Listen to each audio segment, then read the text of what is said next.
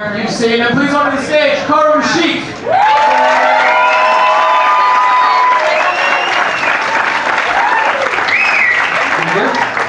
Thank you very much. As you can see, I have a lot of family and friends there, and I really appreciate you coming out on a rainy Tuesday evening. So thank you, honestly.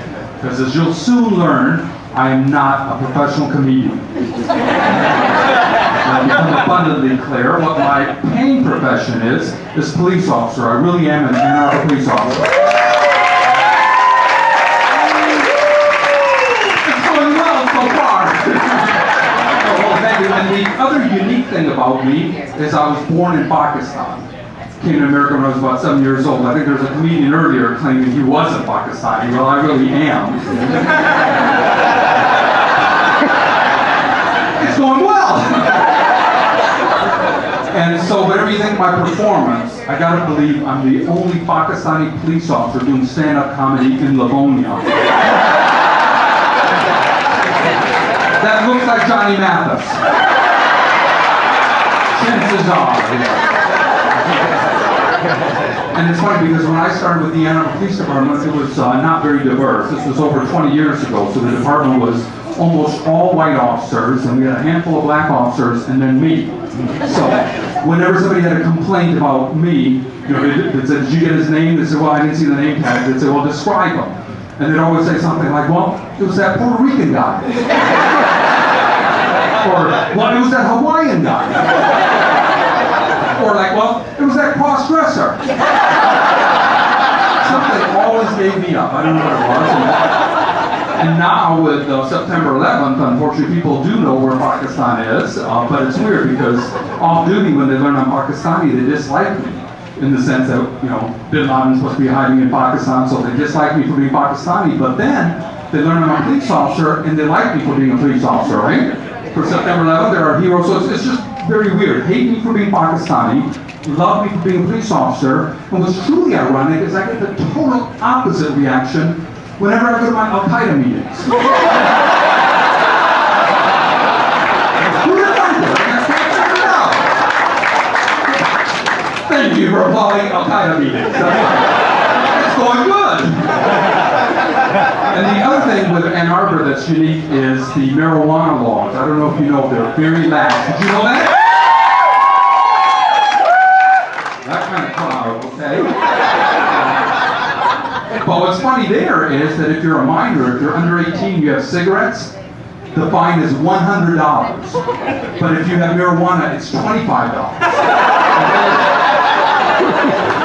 I've got officer friends there. That's true, right? So we'll actually pull over young kids with cigarettes, and they're pleading with us. That's marijuana.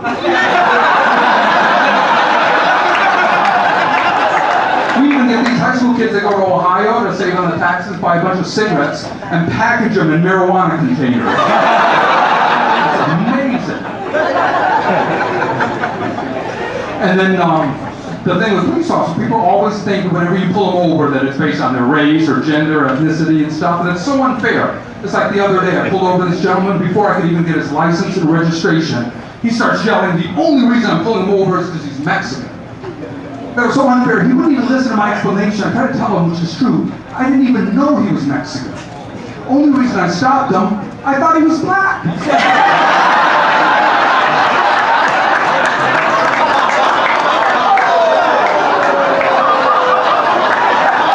you gotta risk a little comedy, You can't be all politically correct. It ain't easy for me. As I say, I was born in Pakistan. My brother was here. He'll verify. We were little kids in Pakistan. I remember the Indian jets were flying over dropping bombs. This was in the 60s when Pakistan was having a war with India over East Pakistan between Bangladesh. And I remember as the bombs are falling, my mom turned to my dad and said, "Hey, maybe we could move to a better neighborhood." And I love America because we were able to get immigration into it, but it took about a year to get the paperwork. And so with all my little Pakistani friends, they knew I was coming to America. And they were so excited for me because we knew America was super rich, at least compared to Pakistan, you can imagine. And so in my little 7-year-old imagination, I thought of like golden streets, rubies, diamonds. We landed in Detroit. 1968, right after the riot.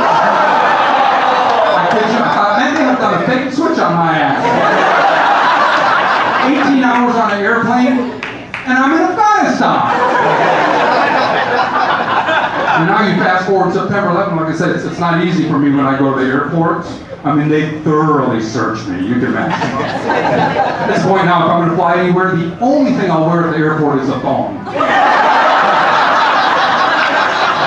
I admit it, I'm cocky about it. It's going good.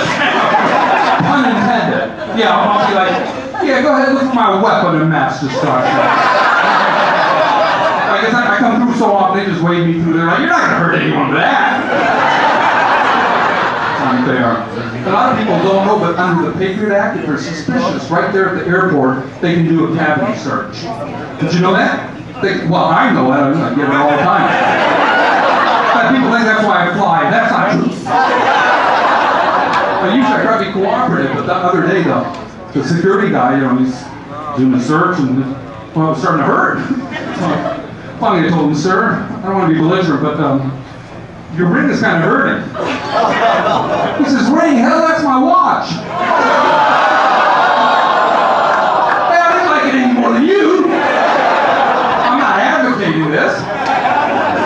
All right, let's change topic. Let's go to something lighter, like sports. And I heard somebody say baseball fans. Are you basketball fans? Yeah, I see the Pistons are starting the preseason. Now, the favorite team I had at the Pistons, though, was several years ago when they beat the Lakers, because Lakers had Shaq and they had Kobe, and still Pistons won, remember? Yep. Good, because I need that for the joke, you need to remember. But anyway, the reason I like that team so much is because the first woman I ever had sex with looked exactly like Ben Wallace.